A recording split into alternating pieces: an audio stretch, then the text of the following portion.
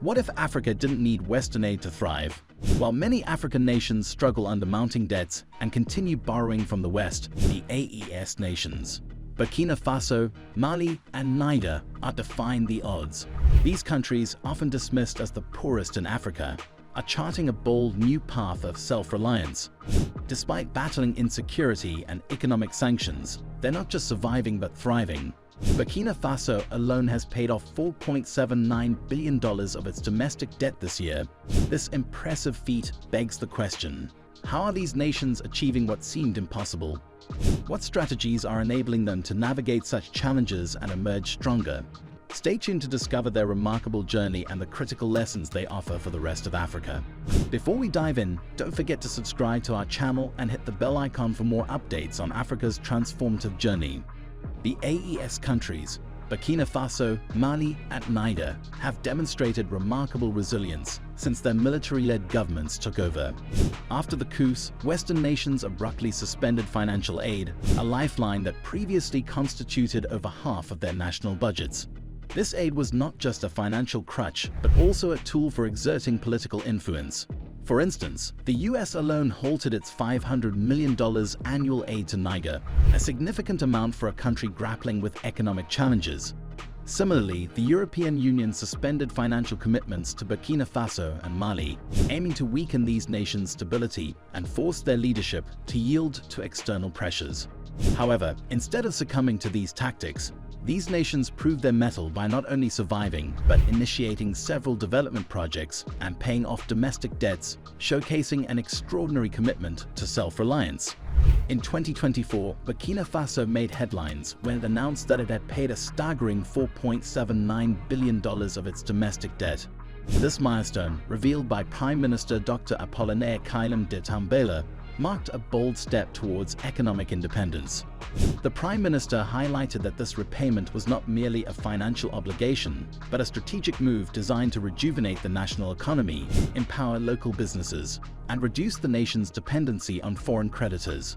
Despite grappling with an increase in domestic debt by 5.4%, as well as the challenges posed by ongoing security crises, Burkina Faso's government managed to generate the necessary funds internally. By tapping into the regional financial market, they demonstrated innovation and resilience. The confidence of investors in the country's financial system was evident, with coverage rates soaring to as high as 220%.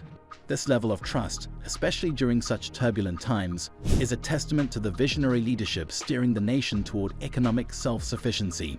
The decision by countries like Burkina Faso to reject loans from the International Monetary Fund (IMF) is not just a political statement, but a deeply strategic economic maneuver. Historically, IMF loans have come with severe strings attached, often mandating that countries slash spending on social infrastructure like health and education, which are critical for long-term development.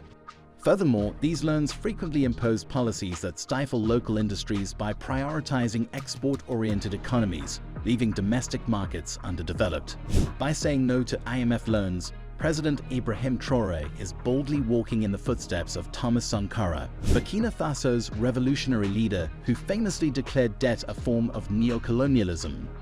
Sankara's philosophy was rooted in the belief that Africa must sever its reliance on foreign powers to chart its destiny. Reviving this vision, Traore's leadership symbolizes a renaissance for Burkina Faso, showcasing that rejecting external loans and dictations is pivotal to achieving true sovereignty. Mali has also made significant strides in its journey towards financial independence. In 2024 alone, the country allocated $332 million for the repayment of domestic debt, demonstrating its commitment to self-reliance and fiscal discipline. According to Economic Minister Al-Husseini Sanu, the funds for this repayment were sourced internally, further solidifying Mali's resolve to move away from dependence on external financiers. This strategy underlines an important shift in Africa's financial narrative, proving that even nations often dismissed as fragile or struggling can generate the resources needed to sustain themselves. Mali's example shows that by prioritizing internal resource mobilization and rejecting the debt traps associated with external loans, African nations can take control of their economic futures. While Western aid is often portrayed as a generous lifeline, the reality reveals a much darker picture. For every $33.7 billion that Africa receives in aid annually, it loses a staggering $91.9 billion through debt repayments, exploitative trade practices, and illicit financial flows. Far from being a gift, this aid serves as a tool for economic exploitation, often crippling the very economies it claims to support. Politically, aid comes with strings attached, allowing Western nations to meddle in African governance, policies, and decisions, often prioritizing their interests over Africa's welfare. Economically, aid disrupts local industries by flooding markets with subsidized goods, pushing local producers out of business. A glaring example of this is Kenya, where international agricultural aid caused local farmers to abandon their fields. Similarly, in Nigeria, the influx of cheap second-hand clothes from Europe led to the collapse of the once thriving textile industry. These examples highlight the need for African nations to rethink their relationship with Western aid, focusing instead on building robust local industries and markets. The success of Burkina Faso, Mali, and Niger stands as a resounding testament to the transformative power of self-reliance and visionary leadership. These nations have defied the odds, rejecting the traditional dependency on Western loans and aid that has historically stifled genuine progress across the continent. Instead, they have chosen to prioritize the development of their local industries, fostering economic ecosystems that benefit their people rather than external powers. By focusing on investing in critical infrastructure and mobilizing internal resources, they have paved the way for a sustainable model of growth that is deeply rooted in African ingenuity and resilience. Their journey is not just an isolated success story, it serves as a compelling blueprint for other African countries. It demonstrates that economic independence is not a distant dream, but a tangible goal, even in the face of daunting challenges such as political instability and limited financial resources. This accomplishment begs the question: if nations like Burkina Faso, often marginalized and labeled as the poorest, can achieve such remarkable milestones, what is stopping Africa's economic giants, countries like Nigeria, South Africa, or Egypt, from following a similar path? The AES nation's bold stance has done more than showcase what is possible.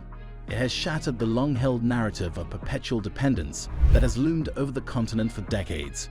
Their efforts inspire a reimagining of Africa's potential, one where its nations not only break free from the shackles of foreign aid, but also take charge of their destinies. This paradigm shift signals the beginning of a transformative era, where the narrative of African countries can evolve from being recipients of aid to architects of their own futures. The question now is whether other nations will rise to the challenge and embrace the same courageous path toward true sovereignty and progress. What do you think about Burkina Faso's bold economic moves under President Ibrahim Traore? Could other African countries replicate their success? Let us know your thoughts in the comments below. Don't forget to like, share, and subscribe to the African Web for more stories on Africa's remarkable journey towards self-reliance.